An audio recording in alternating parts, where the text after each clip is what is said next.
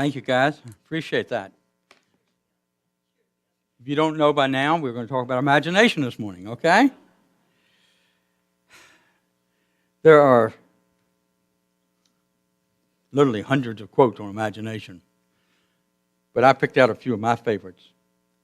Albert Einstein said that imagination is more important than knowledge. Knowledge is limited. Imagination encircles the world. There are a number of people who made this statement in different ways.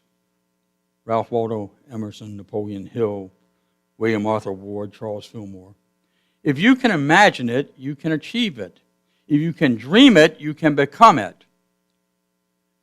And then the Alliance of New Thought said, use your imagination to fly to a world of prosperity, abundance, and success.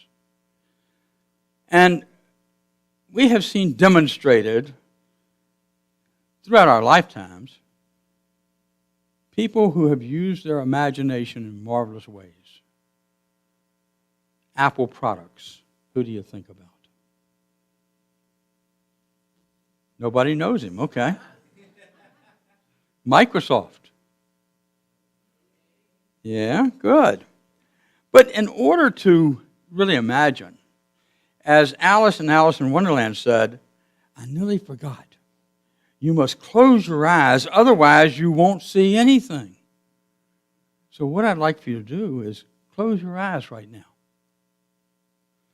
And I'm going to ask you to picture a few things through the power of your imagination. These are things you may have seen before or experienced before. I would like for you to take a moment to experience a used car salesman.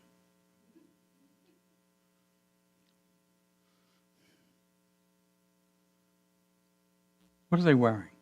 What does this person look like? What are they saying to you?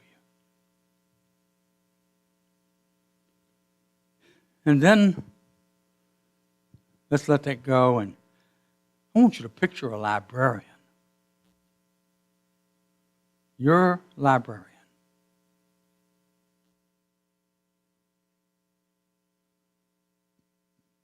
Maybe the librarian when you were in school. Or someone in your family who was a librarian. Just picture them. And if that librarian can smile, let them smile at you.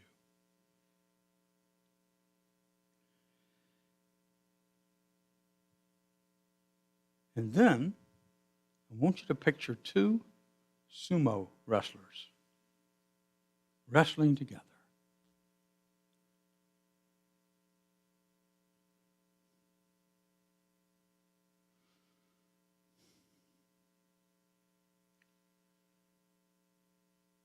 And then the last thing I want you to do is imagine, visualize a spiritual person.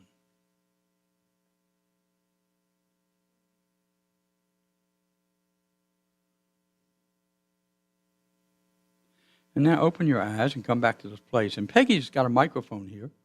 And what I would like to know is how many people envisioned a used car salesman? Nobody? All right. Okay, yeah. What did you say? Share it with us. Maureen, what did you see? I said that you told us to imagine it, so we did. Yes, you did. And what did you imagine? I don't mean anything by it, but I saw a short guy in a suit that didn't match and a tie that was loud, and he was kind of sloppy. Okay. And Anybody he said else? he'd take your tax income check as a down payment. Right here behind you, Peggy.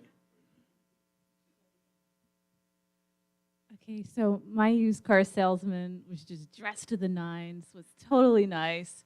Was like, what can we do to help you? Whatever you need. What would it take? And I was just thrilled. You've sold used cars? No, anyway. We'll keep her, Okay, Richard. how We'll about keep her. librarian? Who had a good picture an image of a librarian in their life, okay? You can, Peggy, to your left, or Carpophone, and back in the back. Kara's back there.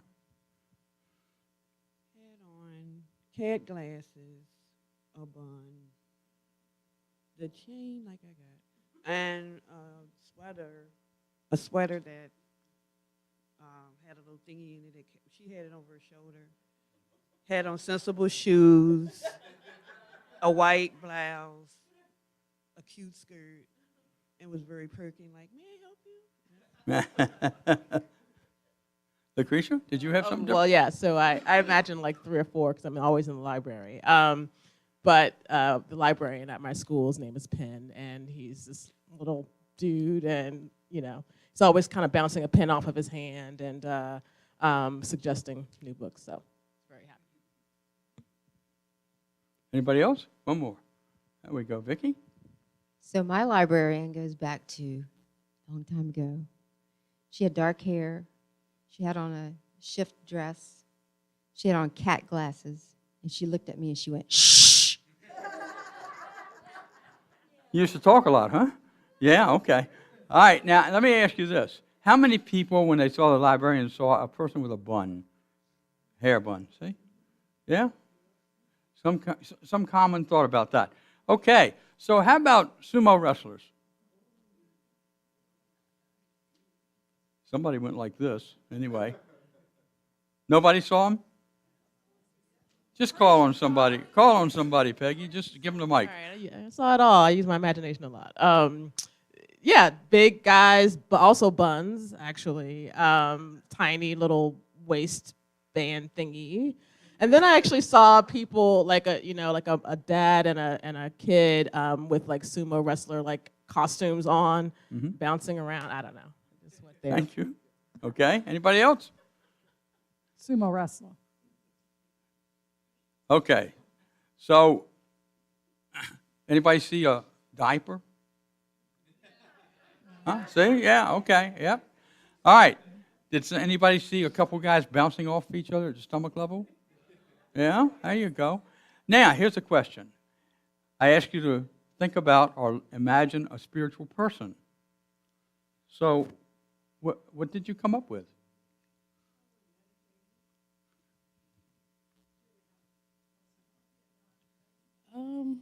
My imagination actually didn't take me to a person. It took me like in the clear sky. Mm-hmm. And I seen the sky, the clouds, and my eyes open up. Okay, good. Thank you. Anybody else? Let's keep going. You don't let her talk. I saw Vicky Cantelmo, actually. I did. And just an aura of light around her and her around her singing bowls. Uh-huh. Thank you. Anybody see Jesus? Uh-oh. I Go ahead, didn't see Maureen. Jesus, but I saw the Dalai Lama, and I just saw other people dressed Mhm. like that in Mhm. robes and loose clothing. Yep. How many saw themselves? Good. Good, good, good. Yes, Susan. I just saw everybody in here. I just did a big scan, and it's all of us. Yep. Did you open your eyes? No. Oh, good. Just checking. Okay. Thank you. Well, the idea is that our imaginations are powerful. And certainly if we imagine ourselves as spiritual beings, then we become spiritual beings. If we imagine ourselves as being part of the world, then we become part of the world. In Unity, there's a saying that is to set it right, see it right. That we got to see it right first. And this is kind of a clue, if you would, to how we use our powers, our God-given powers, to bring ourselves into the world, to demonstrate in the world, and to live with peace and joy in the world. And sometimes that's a challenge. Sometimes that's difficult to do. Because instead of imagining, we rerun the pictures of what we've been told, what we've seen, what we've experienced over and over again in our minds. Sometimes up to 65,000 to 100,000 times a day. And with most people, only about 2% of their thoughts, if that many, are new and different. And those new and different thoughts come from the power of imagination. When you and I are able to make the right use of this faculty, of this power, then what happens is we can literally change our lives. But we have to be willing to. We have to want to. We have to say, I can do better. I can do more. Not that there's anything wrong with where you are, but I can just do more, and I know it because I have a passion for life, and I want to live life fully. And the word imagination is kind of like the word, it follows the power of faith, if you would. And in the Amplified Bible, it says that faith is the assurance, the confirmation of the things we hope for, being the proof of things we do not see, and the conviction of their reality. There's so many things that we can point to today that didn't exist 15 years ago. Facebook. I know, somebody go, oh, really? I thought that had been around forever. The iPhone. I've used that as an illustration before. Think about the imagination it took to get to the moon. And one of the NASA operatives wrote a book, and he said, it was through the power of imagination that I was able to help get us to the moon. And he said, what I didn't do is sit around and think about how do you get to the moon. Where I started was, we're on the moon. And then we backed off all the way back to when we took off. So sometimes we need to have the power to imagine already being there. And then we can build the building blocks, if you would, in order to literally get to the moon. That's been proven. You know, imagination comes from the heart space. I think that all real thought comes from the heart space. And imagination gives us the ability to open our hearts and allow divine mind to interrupt those 65,000 ideas or thoughts that come to us a day that are the same, repetitious, and open them up so that we come up with a little bit of a break and we can put a new thought in, a new idea in, a new way of expressing life itself and of showing up. And so the brain function, which is right here, supposedly by scientists, is the power of imagination. This is where it forms. And remember that Jesus said, see with a single eye. And what he was talking about is don't look at the dualism. Look and focus at what you want to happen in your life, what you want to bring into your life, what you want to do for purpose, maybe for work, what you want to do in the way of supporting and helping others, what you want to do to make the world a better place to live. Focus on that, and you will follow those steps that are needed in order to do that. So the question about imagination is, where do we start? And often people say, well, I just start by thinking about what I want. And I would suggest there's more work than that to do. That, you know, sometimes we think about what we want and then we don't get it. And part of that's because we don't focus, and the other part is because we're not ready for it. We haven't done the preparation work. And so the way we prepare to use our imagination is, first of all, we do an inventory of our world, your world. We each have a separate world as we see it. We see things differently. We experience things differently. So look at your world, because your world is a screen of who you are, where you are on the inside. And if there are things in your world that you don't want there, then you need to go through the process of letting those things go. And the way that we do that is to recognize what's limiting my good. Maybe it's a sense of lack. Maybe it's a sense that somebody else took away from me what I should have. Maybe it is a sense that you're not recognized at work for all the value that you are. And as you look at those things and take those things in, what you need to do, again, is say and pick maybe a fear that I have. You know, fear is the ego being in charge. Fear is edging God out. And so what we have to learn to do is let go of the ego, let go of our fears, and face them, though. We don't just act like they're not there. We actually face them. And when we face our fears, we then can say, that particular fear, that particular issue in my life, that particular situation has no power over me. That's called a denial. It's not the denial psychologically where I'm denying what's happening.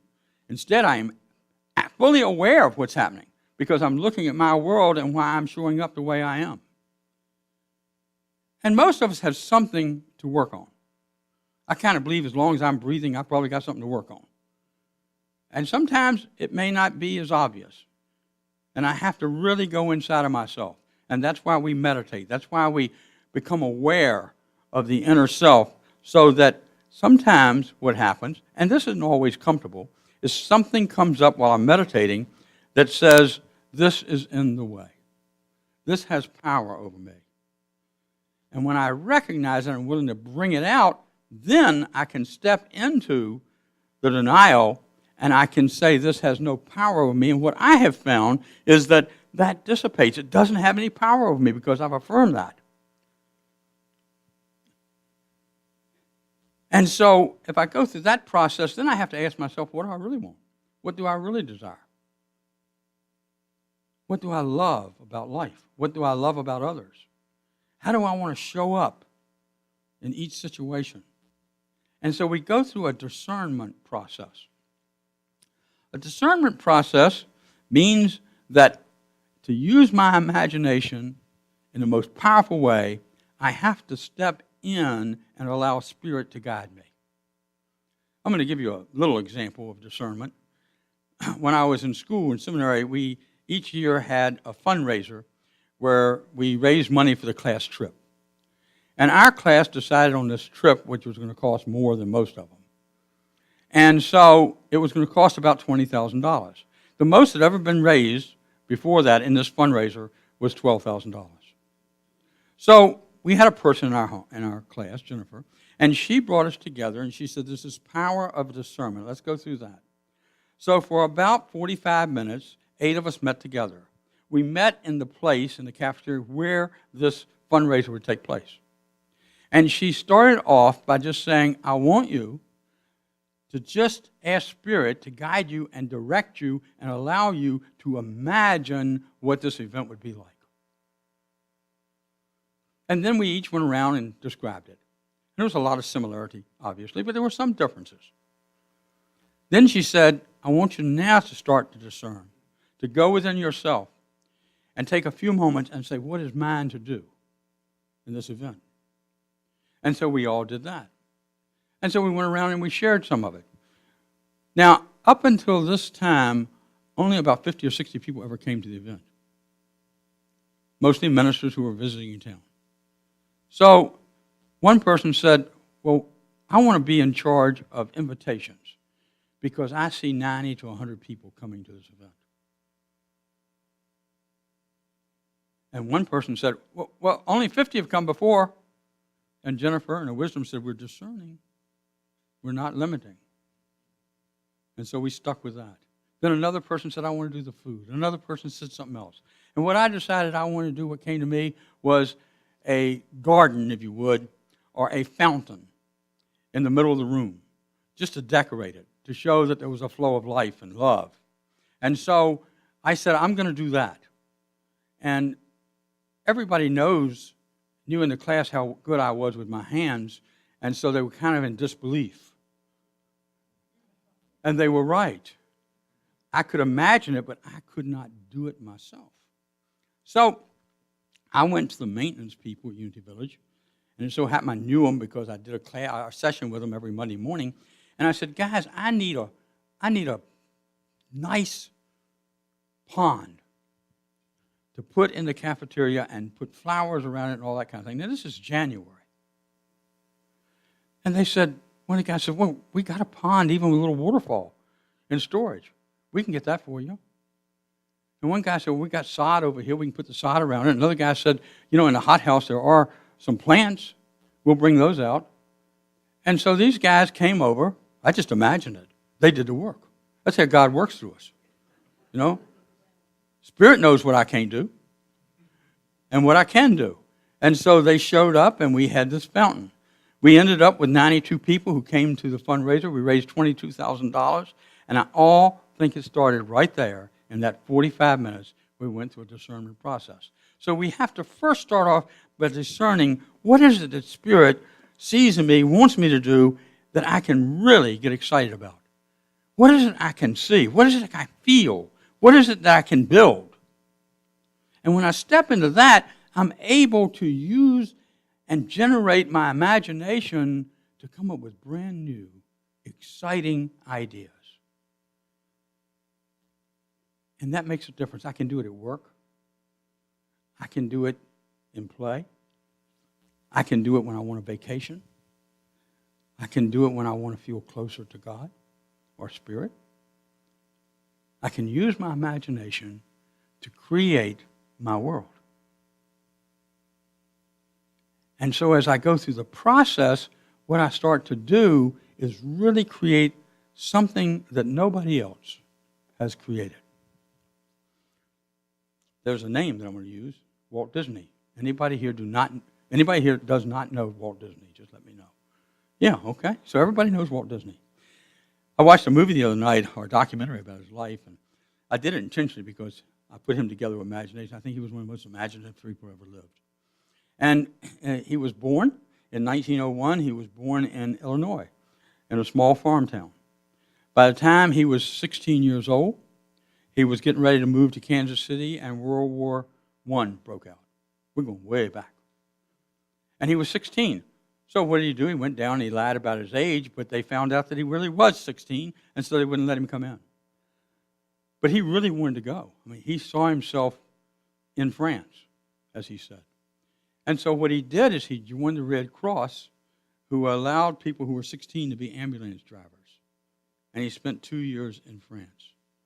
And he said it was 2 most wonderful years of creativity, even though it was tough. But that he learned so much about himself and about others. Walt Disney moved to Kansas City when he came back and went to a school that taught you how to use animation and cartoons. And so he wasn't the beginner of that. There were others doing it. But he created cartoons called, this should go on the internet, Laugh-O-Grams in Kansas City. And they were advertising for people all around in Kansas City. And he became very successful at it. But then he decided he would venture out a little bit, quicker than he was ready to, quicker than his imagination was ready to take him, and so he went bankrupt. And what do people do in Kansas City when they go bankrupt? They move to California. And that's what he did. He moved to California. And in California, he started up Walt Disney Studios, he and his brother. Walt Disney started off with 30-second cartoons in the silent film era. Then he moved to the talking films where they really took on. His first real character was Donald Duck. But the people he used Donald Duck to advertise through stole Donald Duck from him, okay? Is the way it goes. And so he found out, what did he do? Did he get all upset and say, oh, just forget it? Look what somebody did to me. I can't believe this happened to me. I'm going to go bankrupt again. I came up with this great idea.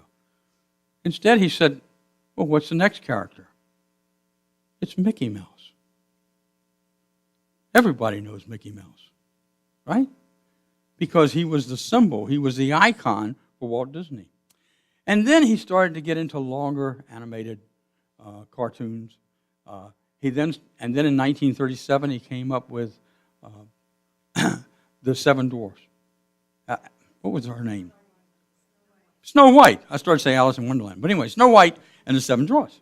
And as he did that, it was the first time that an animated and person kind of film was made. Although Snow White was animated, she was like a person. And so was the prince, and so was the witch.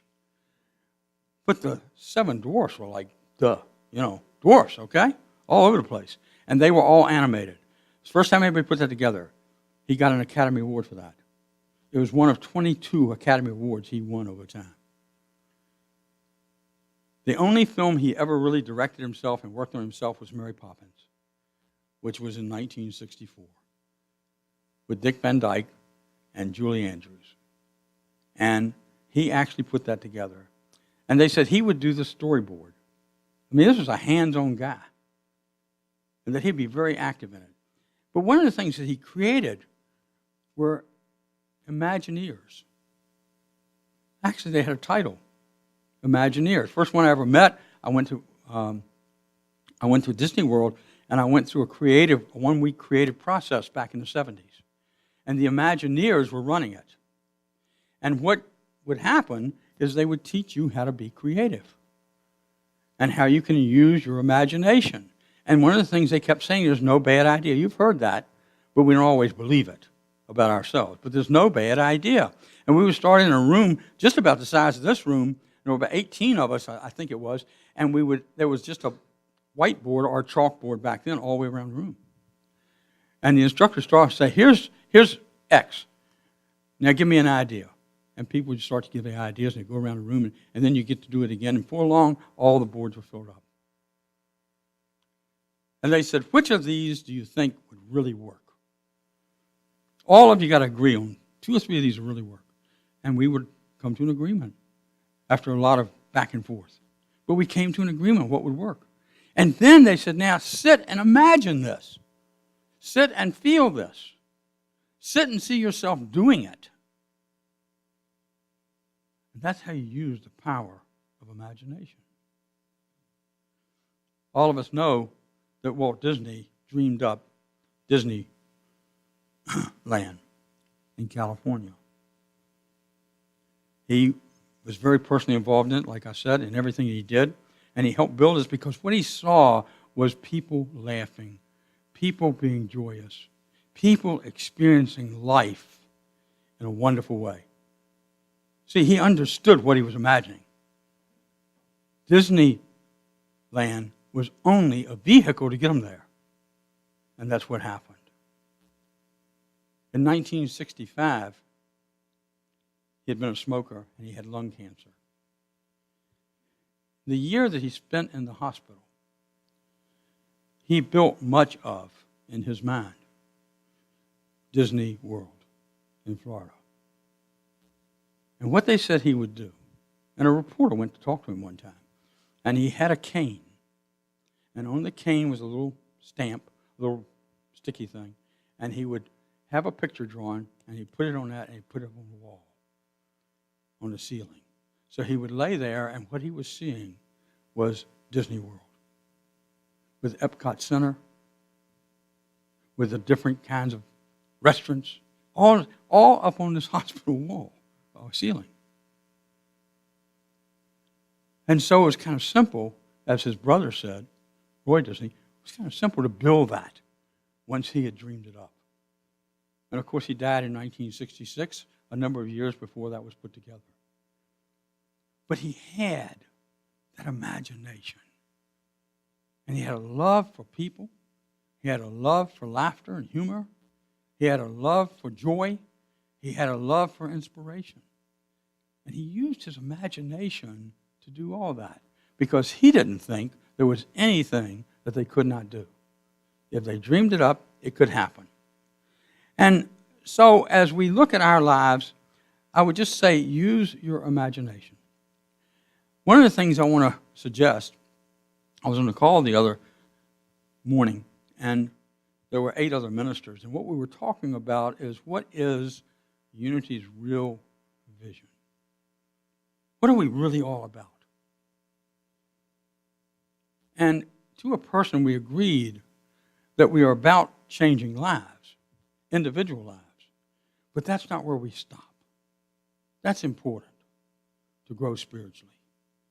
But what's more important is as we grow spiritually, we can then pick up the idea, the passion of a world that works for all.